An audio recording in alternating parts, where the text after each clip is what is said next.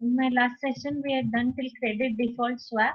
Today, we'll do other credit derivative instruments. They are binary credit derivative swap or credit default swap. First to default basket CDS, total return swap, credit default option, and collateralized debt obligation. The first one, the binary CDS, it is nothing but a credit default swap whose payoff in the event of default is a fixed cash amount.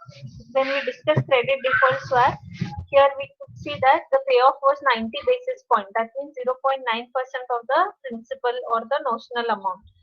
But in case of binary CDS, instead of giving you percentage or basis points, they will give you the amount that is going to be paid to the other party. So if A is taking insurance against default of a bond and B is giving insurance, A has to pay some premium to B. So when the amount of premium is fixed, that is suppose A wants to pay 1,000 rupees to B every year for giving that insurance. When you talk in amount terms, we call it as binary CDS. CDS forwards and options. Credit default swap can be on credit default swap. You can have forwards and options contract.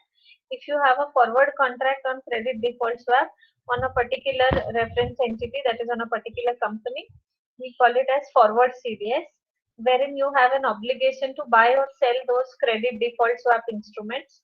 In case of options, you have a right to decide whether you want to buy or sell that credit default swap insurance, that instrument of insurance. Okay, so here on that credit default swap, which itself is a derivative instrument, you can still trade forwards and options on that.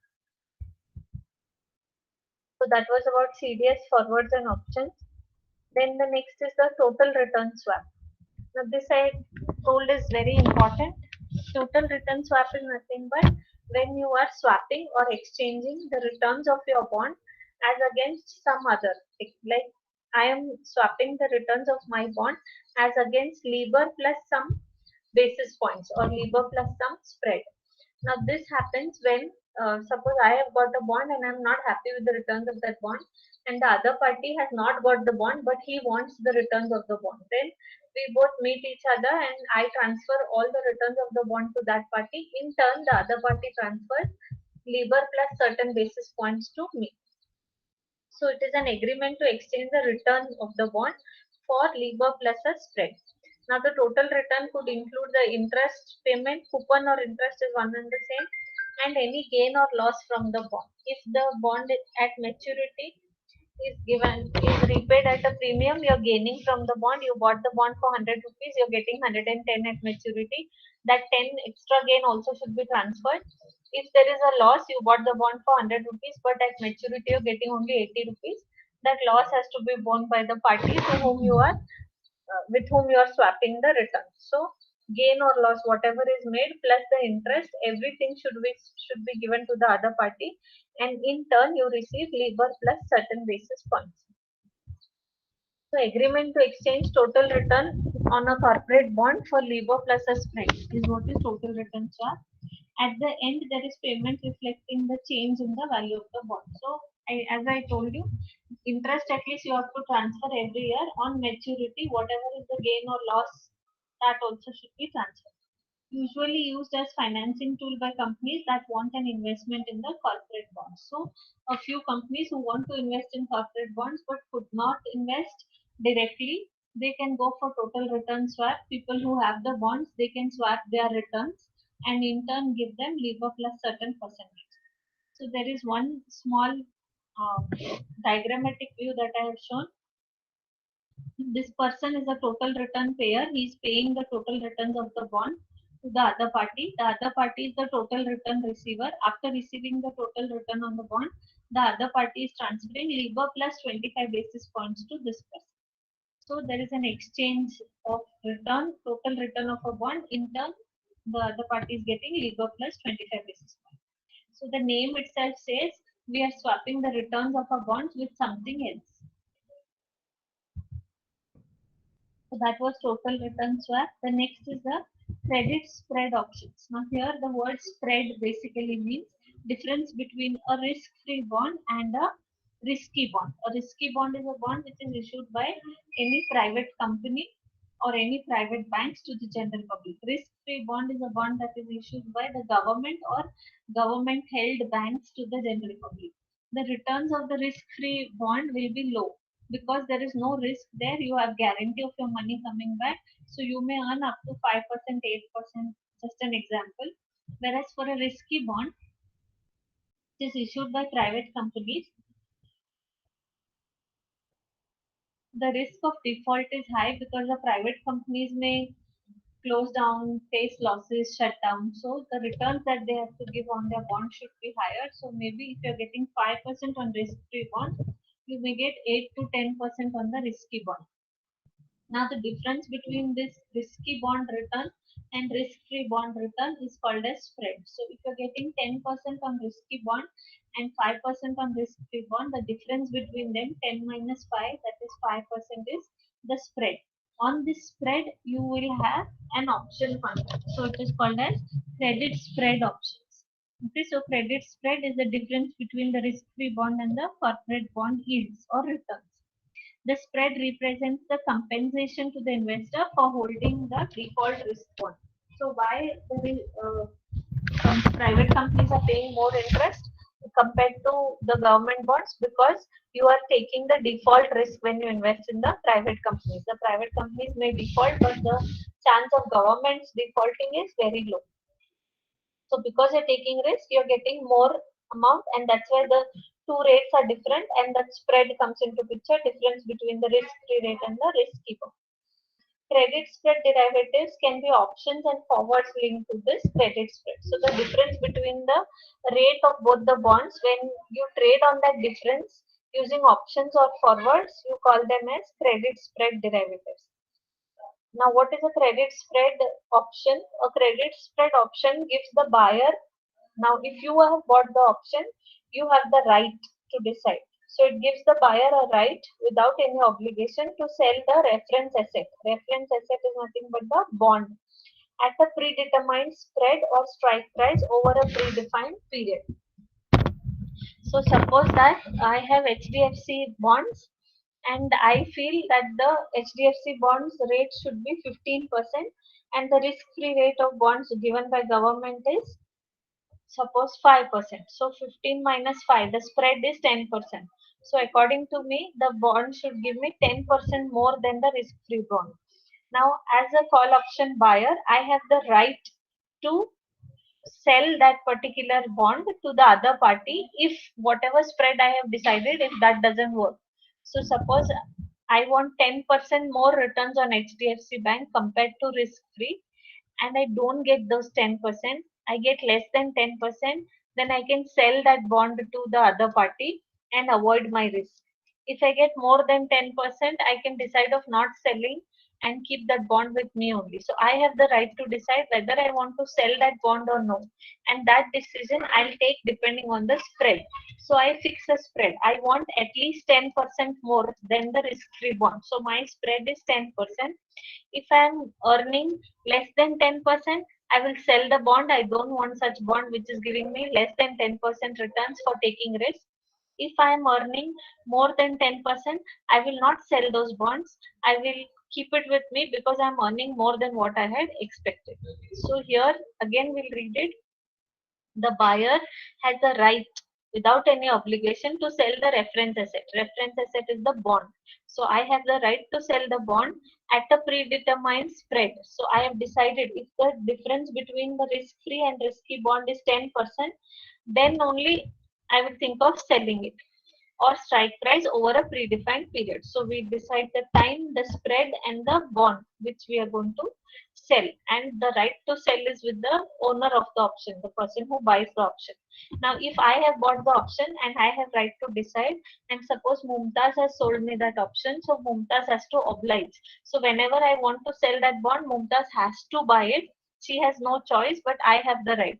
Now, because I have the right, I will not get the right for free.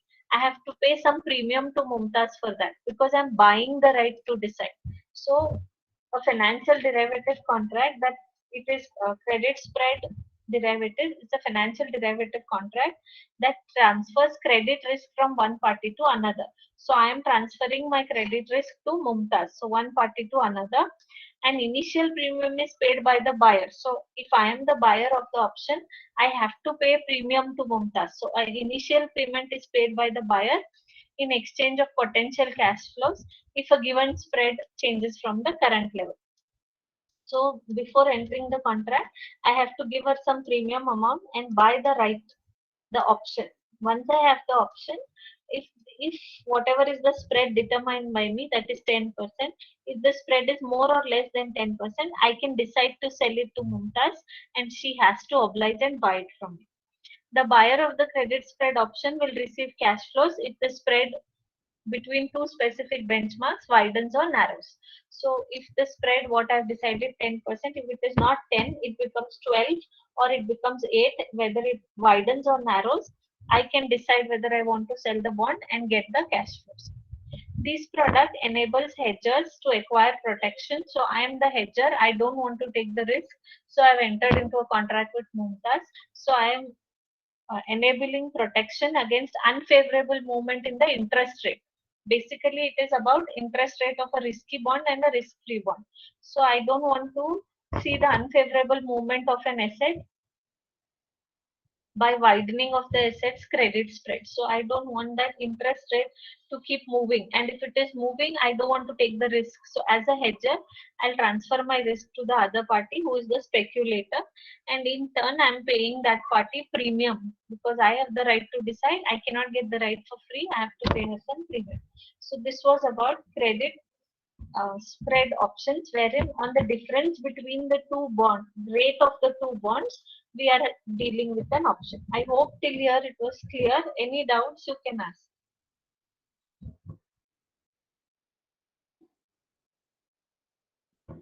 So the next part is the collateralized debt obligation. Now this part, please listen carefully. Till now, whatever I have explained, the total return swap, the credit default swap, the credit spread options, and this collateralized debt obligations. All the four are very, very important from exam point of view as well as a practical point of view. Whenever you go for a job, some basic knowledge about this you should be having as a finance student. So now what is collateralized debt obligation?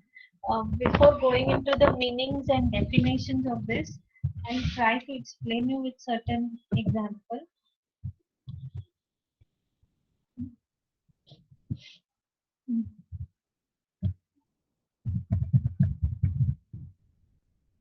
Suppose a bank has A-rated bonds of $100 million.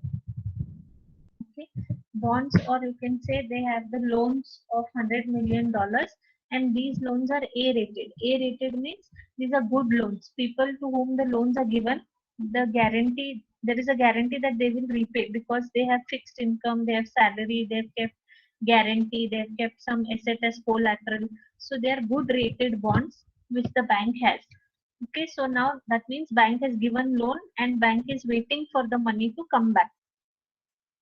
Now the money may come back after 5 years or 10 years. So instead of keeping the bonds with itself, what the bank does is the bank sells these bonds to the SPV. So SPV is a special purpose vehicle. Sell the bonds to, or you can say transfers the bonds to SPV, special purpose vehicle. Okay, now what will happen after selling? The SPV will pay $100 to the bank and it will take that particular bonds. Okay, so bank will get its $100 million immediately, which it can use to buy more bonds or give more loans to the people who are in need of it. Now, what will SPV do of these bonds? The SPV will convert these bonds into securities. Okay, now they will convert it into securities of different ratings. So maybe let's say it has converted the first security $75 million with triple A rating. Means out of that 100 million bonds, $75 million worth bonds are really having good rating. The money is going to come back for sure. Then maybe it converts $20 million with triple B rating, and it converts $5 million, which is left out of total 100, with triple C rating. Means these are the bonds which may get defaulted, or these are the instruments which may get defaulted. So what, let's understand it again. I'll repeat it again for you.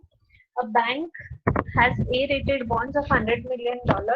It transfers these bonds to, or sells these bonds to the special purpose vehicle, SPV. SPV in turn gives $100 million to banks. And what it does with these bonds, it converts these bonds into securities, or you can say it converts them into instruments. So let's say it has converted them into three instruments. One with AAA rating, which is for $75 million, $20 million, and $5 million with triple B and triple C rating. Now these instruments are sold to high net worth investors. Now who are high net worth investors? Who are superly rich and want to invest somewhere and earn more returns. So these instruments are sold to high net worth investors. Okay, now when it is sold to high net worth investors, suppose the first bonds which are sold, we'll call it as tranche 1. So these are the bonds which are the safest, and these are sold to the people who wanted safe bonds. So that is the first tranche. Then let's call the second one as tranche 2, and the third bond who buy, those people are tranche 3. This is nothing but group 1, group 2, group 3. Okay, so first group is the safest because they have bought AAA rated bonds. Second, those who have bought are moderately safe, they are taking little risk, and third one are taking very high risk. In that way, now when the bank has sold the bonds to SPV, whatever interest the banks receive on the bonds will also be transferred to SPV. So bank will sell the bonds and transfer the interest also to SPV, and SPV has converted the bonds into three instruments and sold it to high net worth investors. Now what will happen when the investors, okay, so after this what happens? Bank transfers the interest and gains to the SPV of the bond. Whatever bond bank has had, whatever interest it is receiving, it is transferring that to the SPV. Then what SPV will do? SPV will in turn transfer it to investors who bought those instruments or who bought those securities.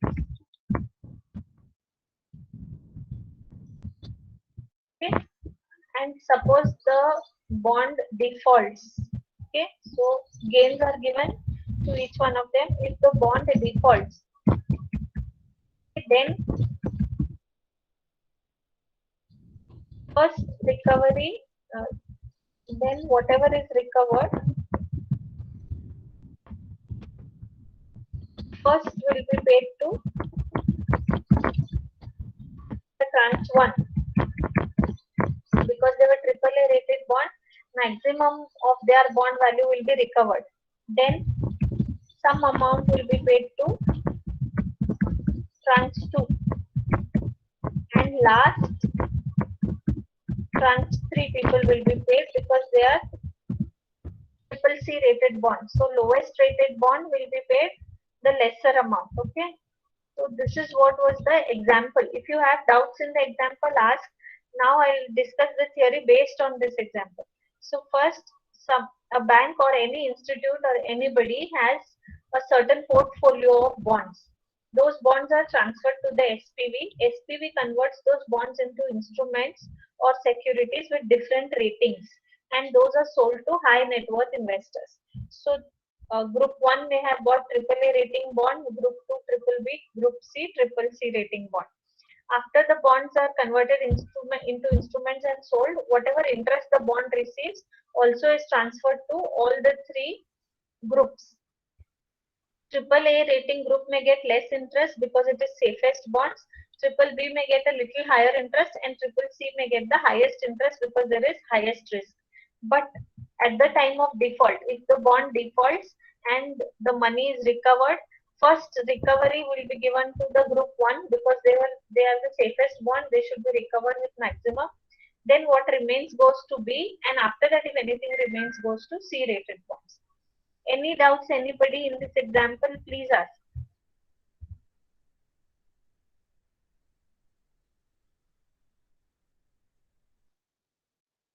Am I audible to all of you? Yes, ma'am. Yes, ma'am. I hope there is no doubt. That's the reason you're not asking. Should I continue?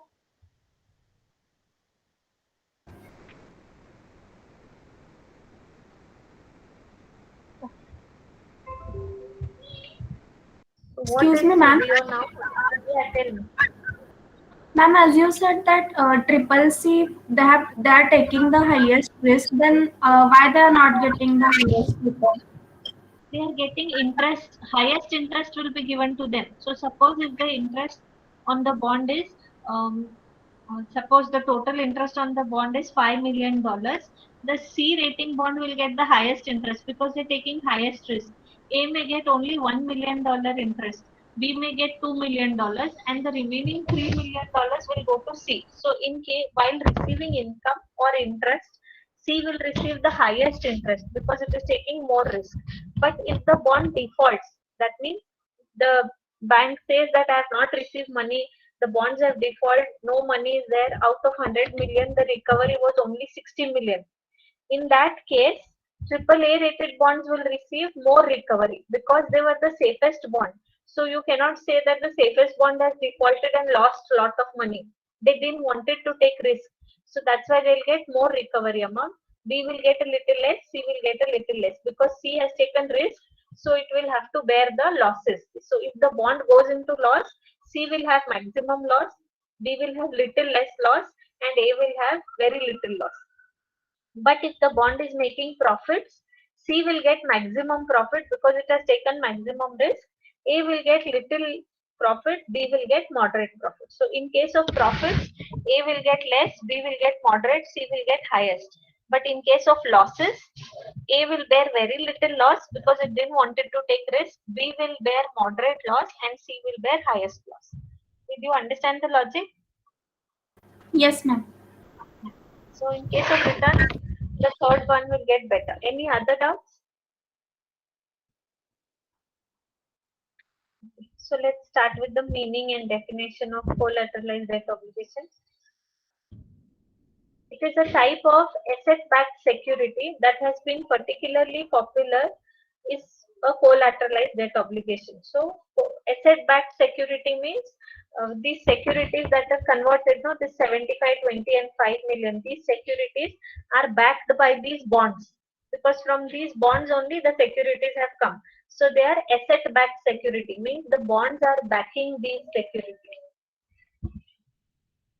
In this, the asset being securitized are the bonds. So which is the asset? The bonds are the ones which are the assets which are issued by corporations or countries. So these bonds are issued by a different country or corporations which are there with a particular institute or a bank or an investor. The creator of the CDO acquires a portfolio of bonds. So this person, the bank who is creating the collateralized debt obligation, has a portfolio of bonds. These bonds are transferred or they are passed on to the SPV, which is a special purpose vehicle, which passes the income generated by the bonds to a series of tranches. So here I told you there is tranche 1, tranche 2, tranche 3, different groups. So this bank is transferring this loan to the SPV. SPV is converting them into instruments and selling to these three groups. And whatever interest the bank receives will be given to SPV. SPV in turn will give it to these three groups. So returns are also transferred. The income from the bonds is first used to provide the promised returns to the most senior tranche, then to the next most senior, and so on. So whatever returns are earned, first interest will be given to triple A, then triple B, then triple C. So this is the order 1, 2, 3. First they will get, but the return will be low because they are safest. Maybe let's assume they may get 5% return on the bond. The triple B may get 7% return on the bond because they're taking high risk, and the triple C may get 10% return on the bond. But how they will get in the order? First, A will get full 5%. After that, whatever interest remains, out of that, B will get full 7%. After that, whatever remains, C will get full 10%.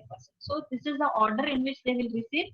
So the first group is called as the senior most group because they are taking the safest most bonds. And if you see, the amount also is higher. Almost $75 million out of $100 million is sold to first group. Then 20 and then 5. So their amount is also high and they are the safest rated ones. So they will receive the interest first. So this was the example which I created. It's there in the next slide also. So the structure is designed such that the most senior rated tranche is rated as AAA.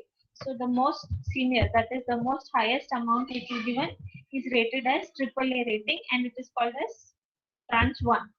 Okay. That this example only I have explained you there. Suppose there's a 100 million portfolio consisting of say A rated bonds. It can be converted into $75 million of AAA, 20 million of triple B, and 5 million of unrated or triple C rated. So the same example I have recreated above and explained. The objective of the originator of CDO is to make money by selling the tranches to investor for more than the amount paid for the bonds. So the objective, why this bank is converting, doing all this. The bank which has $100 million bonds is doing all this to make money because they can convert this into instruments, sell it to outsiders, and get that $100 million full immediately, and that can be invested somewhere else. So the main objective of the bank is to make money. That's why it is converting its bonds into instruments, selling it to people, and when it receives the money from those people, it can again invest it somewhere else and start earning returns. So, and there is not necessary that 100 million loan should be sold for 100 million only. It can also be sold at a higher price. So 100 million bonds can be sold for 105 million. So 5 million more the bank is getting. So that also can be done, but the bank or the institute should be trustworthy and people should be ready to buy their instruments. Only then it's possible to sell at a higher price.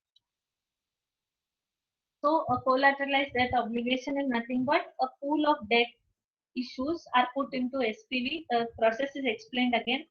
A pool of debt issues means a pool of bond. Total 100 million bond are given to the SPV. That SPV, special purpose vehicle or special purpose trust. The trust issues claims against the debt in a number of tranches. So the trust is dividing those bonds into different tranches. First tranche covers X% of the principal. So in my example, out of 100 million, the first group covered $75 million, second covered 20 million, and so on. A tranche earns a promised yield on remaining principal in the tranche. So whatever is the amount sold to each group, they will earn fixed yield on that or interest on that particular amount. So that was about collateralized debt obligation. If you have any doubts, you can ask. Otherwise, we'll go to the next part of the chapter that talks about value at risk and how to measure risk and all those stuff. Till here, any doubts? Till here, what I've covered is about credit derivatives. And remember, again, I'm repeating the four major credit derivatives are first credit default swap, then total return swap, then credit spread options, and the last collateralized debt obligation. These four you need to know it very well from exam point of view as well as from the future when you go and join some companies. These basic things you need to be knowing it well. Any doubts, ask. Otherwise, I'll move ahead with the second part of this same chapter, which talks about risk, how to measure risk, what are the different methods of measuring risk.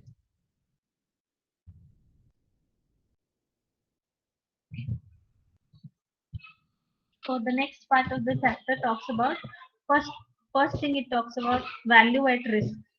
So what is value at risk? How to calculate it? And I told you that there are sums on this.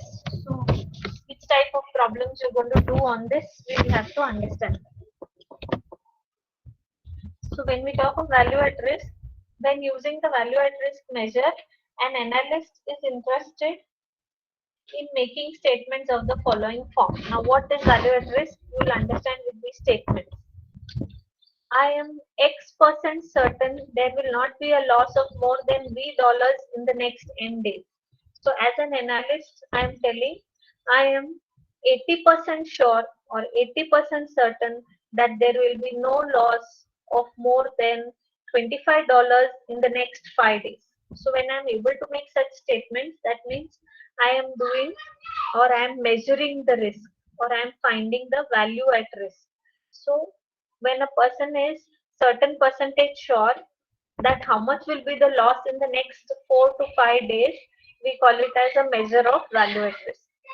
What loss level is such that we are X% confident it will not be exceeded in n business days? So when you answer this question, what is the loss level that you are, suppose usually here the confidence level will be 99%, 95%. In statistics, I don't know how many of you have learned the normal distribution where you have a confidence level of 95%, 99%, and with that confidence you make statements. In BRM research methodology, also hypothesis testing at different confidence levels, you might have heard about it. So here we're talking of those confidence levels only. So I'm able to tell you what will be the loss at 99% confidence level in the next 2 days, in the next 5 days. So if I'm answering such questions, that means I'm doing value at risk. So understand, value at risk is a single number which summarizes the total risk of the portfolio, because I'm telling you in amount, a single number. Like I am 99% sure that the loss won't be more than 2 lakh rupees in the next 10 days. So I'm giving a single number, 2 lakh rupees. So what is value at risk doing? It is making an attempt to put the losses in a single number, summarize it in a single number, and tell the total risk of your portfolio. So if you have a portfolio of 50 lakhs, out of that I can tell you that your loss on the portfolio will not be more than 2 lakhs in the next 10 days. So I'm giving you an amount, summarizing your loss into a single number. That is called as value at risk. Central bank regulators also use value at risk in determining the capital a bank is required to keep to reflect the market risk it is bearing. So usually bankers want this value at risk numbers very often because they want to know of the loans that they have given or of the investments that they have done in the market, what percentage of loss they are going to have, so that they can be prepared and they can keep some money aside to bear those losses or to bear those risks. So if a bank has given $500 million loan and somebody says, I am a value at risk analyst and I can tell you how much you're going to lose in the next 10 days, the bank will be very happy to know.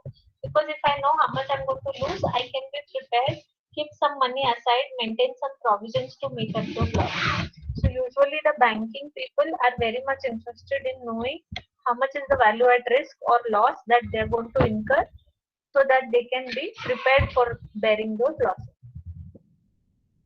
Value at risk will ask you simple questions like how bad can things get. So it is basically telling you how bad can things get. You may lose maximum 5 lakh rupees. So worst 5 lakh is the loss that you will have. So it is telling you that number. The variable V is the value at risk of the portfolio. So when we calculate V, we call it as value at risk of the portfolio. It is a function of two parameters. Now, how are we calculating value at risk? There are two parameters. One is the time horizon, how many days, and the other is the confidence level, how much sure you are that I will lose only 5 lakh. So I'm 99% confident that in the next 10 days you will lose 5 lakh. So which are the two important components here? The time and the confidence level with which you are telling this. So when n days is the time horizon and X% is the confidence level, value at risk is the loss corresponding to the 100 minus X percentile of the distribution of the change in the value of the portfolio over the next n days. Now this is very confusing, right? So let's understand it with example. Suppose I'm saying I'm 99% confident that next 5 days you will have 1 lakh rupees loss. Okay, so let's understand this now. When n days is the time horizon, so 5 days is the time horizon and x% is the confidence level. 99% is the confidence level, 5 days is the time horizon. What is the value at risk? Value at risk is 100 minus x percentile. I am 99% confidence means I am 1% non-confident. So 100 minus 99. That 1% confidence which I don't have is the loss that I'm going to make in the next 5 days. So that is what this statement means. Value at risk is nothing but 100 minus the confidence level. So if my confidence level is 98%, 100 minus 98. 2% which I am not confident is the loss that I'm going to make during the next 5 days. So that is what is value at risk. I'll repeat it again. When n days is the time horizon, x% is the confidence level, then value at risk is the loss corresponding the 100 minus x percentile. So 100 minus whatever is your confidence level, that is the loss of the distribution of change in the value of the portfolio over the next n days. For example, when n is 5, x is 97%, value at risk is the third percentile. So 100 minus 97, 3%. So value of risk is the third percentile of the distribution of change in the value of the portfolio over the next 5 days. Okay, so I hope you understood the statement. So that is value at risk. Now how to calculate value at risk? There's a formula for it and there's a method to solve it. So I just want to know, you want me to continue with the theory and finish it today so that Monday we can do the sums, or I will start with the sums. I have the problems typed here also. You want me to do the sums now and do the theory Monday? What do you want me to do?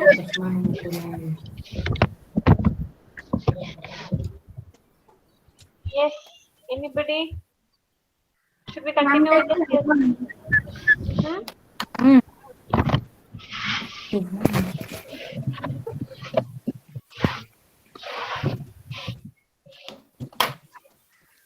What do you want me to do? Mitali, Vishal, Sharvari, Akula, Shubham, Sarvesh, Preeti. Ma'am, take theory. Take theory, okay. Anybody else? Ma'am, continue the theory. Ma'am, Yes, theory, ma'am. okay. So let's. I'll finish the PPT today so that Monday we can do the sums. So what is value at risk and conditional value at risk? Value at risk, you already know, it is the loss level that will not exceed with a specified probability. Now what is conditional value at risk? It is the expected loss given that the loss is greater than the value at risk level. Although CVAR is theoretically more appealing, it is not widely used. So value at risk is simply telling you what is the loss that you're going to have in the next so and so days with the confidence level. But conditional value at risk is telling you, or it is the expected shortfall, is the expected loss given that the loss is greater than the value at risk level. So conditional value at risk is telling you that you are sure that there will be a loss of 2 lakh. But if the loss is more than 2 lakh, then what will happen? So conditional value at risk is talking about beyond the losses that you're making in the value at risk. It is the expected loss given that the loss is greater than value at risk level. So if I have said value at risk level is 2 lakh, conditional value at risk will tell you if it is more than 2 lakh, how worst it can go. So it is a step ahead of value at risk and it is theoretically more appealing because it is telling us more worst situation than the value at risk. But it is not that popular. So value at risk tells you how bad can things get, and conditional value at risk asks the question, if things do get bad, how much can we expect to lose? So value at risk is telling you the loss, but conditional value at risk is telling, okay, fine, whatever is told by value at risk, if it happens, what is the maximum that I can lose? Can I lose more than that also? That is what conditional value at risk is trying to tell you. So you need to know only the theory of this and know sums on conditional value at risk.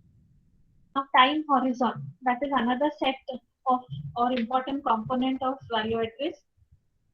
In practice, usually the analyst find value at risk for 1 day. Invariably set n is equal to 1 in the first instance, because you cannot find value at risk for 10 days, 15 days. You can find it only for 1 day. And then if you want it for 10 days, you need to, whatever value you get for 1 day, you multiply it with the square root of 10 days. It's not directly, suppose for 1 day I get a loss of 1 lakh. I cannot do 1 lakh into 10 days and say the loss is 10 lakh. I have to do 1 lakh into square root of 10. Directly don't multiply the dates with the loss, but you multiply the square root of days with the loss to get the next 10-day loss. So this is because there is no enough data to estimate directly the behavior of market variables over a periods of more than 1 day. So usually why value at risk is calculated for only 1 day? Because it's really difficult to predict the market for more than 1 day. And even if you're doing it, the confidence level cannot be 99%, 98%. So if you want that high confidence level, at the max next 1 day loss you can predict. So first, for the first instance, we'll calculate it for 1 day and we'll multiply it with the square root of number of days. So if they have told you to calculate for 10 days, 1 day loss is 1 lakh. I'll do 1 lakh into square root of 10 days. Whatever I get is the loss for the next 10 days. So this you have to remember. 1 day loss or 1 day value at risk into square root of number of days that you want. If you do, you will get that many days value at risk. When we do sums, you will understand this better. Advantages of value at risk: it captures the risk in a single number. It's telling you a single amount. It is easy to understand and it answers simple question like how bad can things get. And if you know how bad can things get, you can be mentally prepared for those things. So that was about value at risk and I hope it was clear. That is one method to calculate risk. The other method is historical simulation. Now simulation means you are creating a real world like situation and trying to predict the future. Like suppose, I'll give you examples of simulation. Suppose you want to learn to drive a four-wheeler, and if you go to a particular driving class, I don't remember the name, but it's near First Gate. There is a driving class for four-wheelers. If you go there, first few days, they will make you sit in front of a computer and they'll give you the steering wheel in hand and they will tell you try to ride with the steering. They'll teach you how to move the steering, how to put the brakes, and on the computer screen you will see that you're actually riding the vehicle. You'll get that feel of real life road.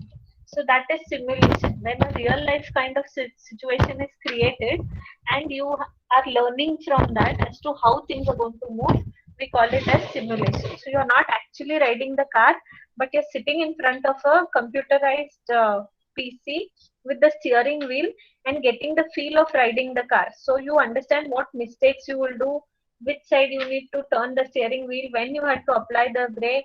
You may also do accidents on the simulation. So it's like a programming that is done to give you the real life feel of driving, and then you're taken on road with that experience so that you can learn it better and faster. When you're constructing a particular house, the engineer first creates a simulation of how your house will look like. So he will create a model and he will show you and he will tell you, see, from here will be the entry, here is the kitchen, here is the bathroom. If you like the model and you give the approval, then the similar kind of house will be constructed for you.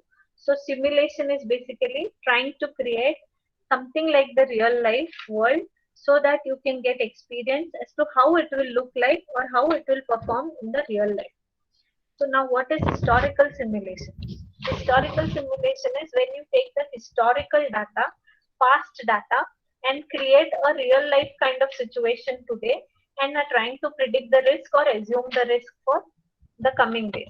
It is one of the popular way of estimating value at risk. So this is also what above method I told you of value at risk, we usually call it as bootstrap method or model building approach. This is historical approach.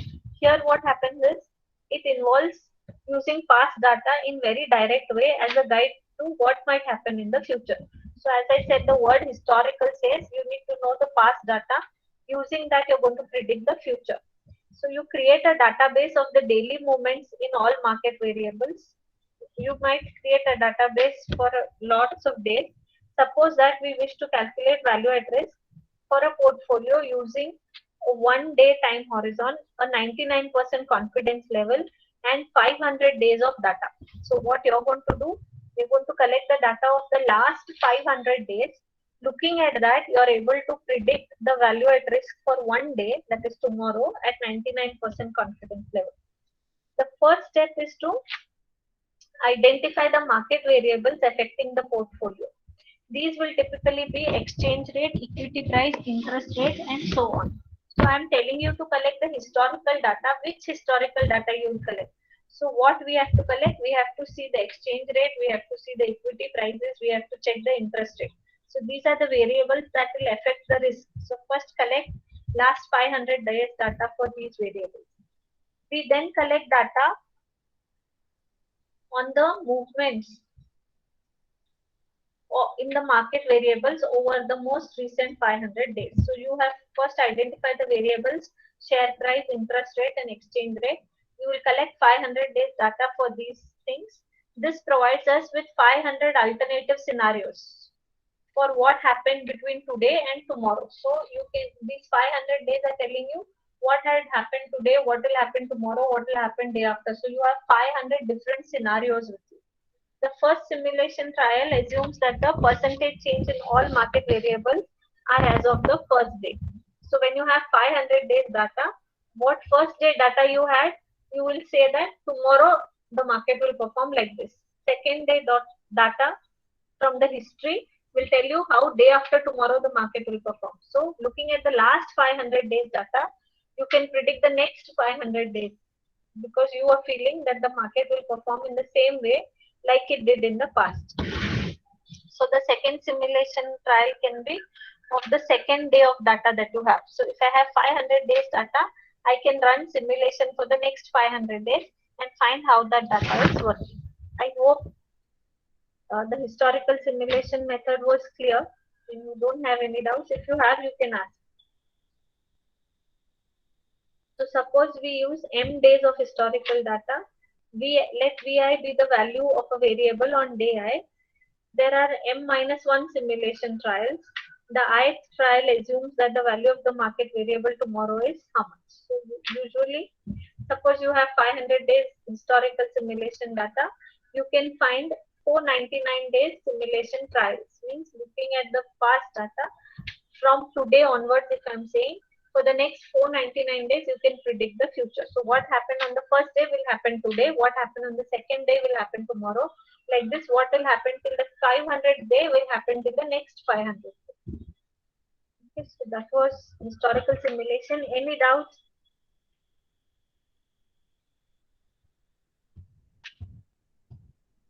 No, ma'am. We will finish the model building approach and try to wind up, and then maybe we'll do the next 3-4 slides that are left in the next class and the problems on value at risk. So the model building approach, the main alternative to historical simulation is to make assumptions about the probability distribution of returns on the market variables and calculate the probability distribution of the change in the value of the portfolio analytically. So what we are doing in model building approach is, it is the alternative to historical simulation. You're not going to use the historical data, but you're going to assume the future. You're going to predict the future depending upon the probability distribution and tell how the portfolio is going to perform. So here past data is not important, but using the assumptions and probability predicting the future is important. This is known as model building approach or the variance covariance approach. Now this is nothing but the first that I told you, how to find value at risk in days, so much level of confidence. that itself is the model building or variance covariance approach. So here we don't see the history, but as of today, we are trying to predict what will happen tomorrow. And then once we get 1 day value at risk, we'll multiply it with number of days that we want and get next 10 days, 15 days value at risk figures. So model building approach is the first part that I explained how what is value at risk and all those. At so much percentage confidence, I'm saying this much is the loss. So here we are looking at the variance and covariance between the portfolio, between the shares and the standard deviation and finding out. So usually whatever sums we are doing is on the model building approach. The next is the daily volatilities. I'll finish this linear model we can do in the next class. In option pricing, we measure volatility per year, assuming 252 trading days in a year. But in case of value at risk calculation, we measure volatility per day. So when you're talking of options, you're finding the risk for the whole year. But in case of value at risk, you're finding the risk for every day. In practice, we assume that it is standard deviation of the percentage change in 1 day. So risk is nothing but standard deviation from what you have predicted and what has actually happened. If there is a deviation and we are calculating that in the form of standard deviation, we call it as risk. So value at risk will tell you for 1 day what was the standard deviation and how much is the risk that you are calculating. So when we do sums, we will use standard deviation, we will use correlation coefficient, and we will use the daily gains or losses or investment in the security. So when I'm doing sums, you will understand all these better. Okay, next class we'll do the remaining theory. There are only 4 more slides: linear model, quadratic model, Monte Carlo simulation, stress testing, back testing. So we'll do these 4 slides, 4 or 5 slides in the next class. If you have any doubts, you can ask. Otherwise, you can type your roll numbers in the chat box and leave them.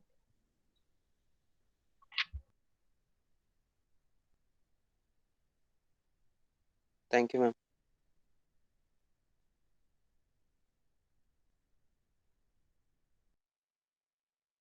Thank you, ma'am.